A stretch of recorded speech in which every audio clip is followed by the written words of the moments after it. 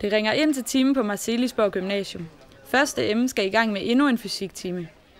17-årige Ask Heie var ikke i tvivl om, at fysik skulle være en del af skemaet. Han er en af dem, der får stor udbytte af fysikundervisningen under den nu 5 år gamle gymnasiereform. Jamen, jeg besluttede mig for, at jeg skulle have fysik allerede i 7. klasse, tror jeg. Der havde vi fysik første gang, og jeg har altid været rigtig vild med naturfaglige fag, så jeg tror, det var allerede der, hvor jeg besluttede mig efter min første fysiktime. Jeg synes, at fysik det er spændende, fordi at jeg kan godt lide at finde ud af, hvordan ting de hænger sammen.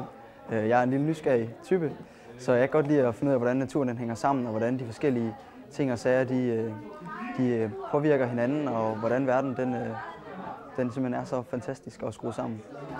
Hanne Krog er lektor på gymnasiet og underviser i matematik og fysik.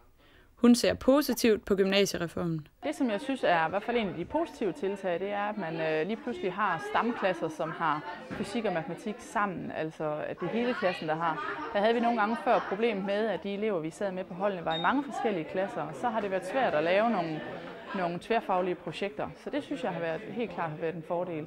Og så har der også været lidt ændring i pensum, så der er nogle andre ting, som er kommet ind, som er måske lidt mere tidsvarende at arbejde med. Så det synes jeg har været fint. Hanne Krog mener, at varieret undervisning gør faget mere spændende.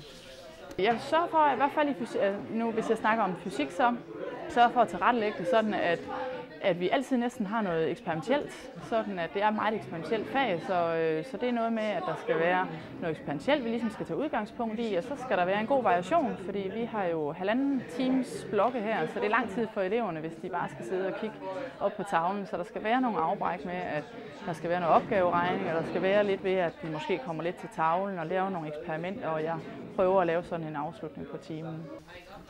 Ask har endnu ikke besluttet sig for, hvad han vil være, når han bliver rigtig stor. Men han mener, at fysikundervisningen vil gavne hans fremtid.